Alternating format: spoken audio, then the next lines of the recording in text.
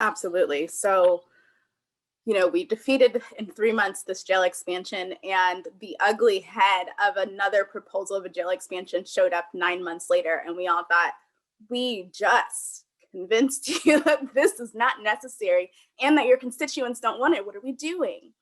And over the weekend, we found out that there is a proposal in front of the Board of Supervisors to build another main jail for mental health, people who are experiencing mental health crises.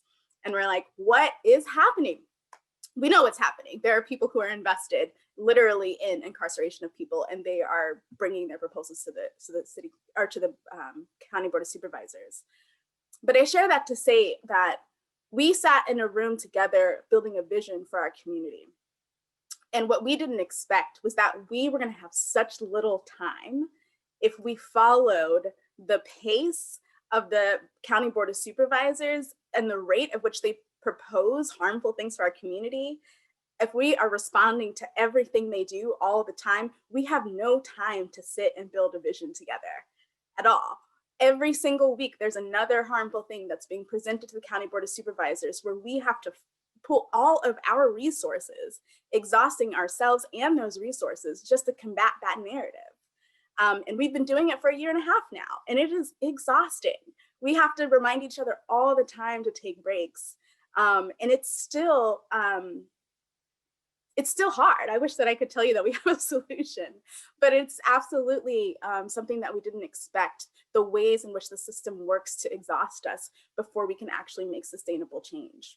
And I bring that up especially in an electronic or virtual room like we are now, because the funds that we used to be able to actually employ people who wouldn't otherwise be able to participate in some of this work expands our capacities in ways that we hadn't anticipated we would have needed to before.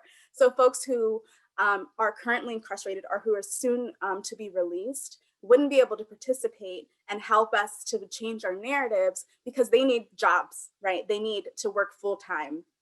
So to be able to compensate them for some of the work that they do, to be able to help us expand our capacity. So there's some people who are constantly responding to the crises that the Board of Supervisors is constantly presenting before us. And there's some of us who can really sit down and do that visioning and imagining so that our work is working together and we're not really draining ourselves.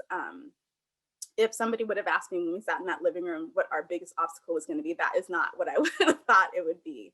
But it is absolutely trying to meet the pace of the political atmosphere is the biggest obstacle for us.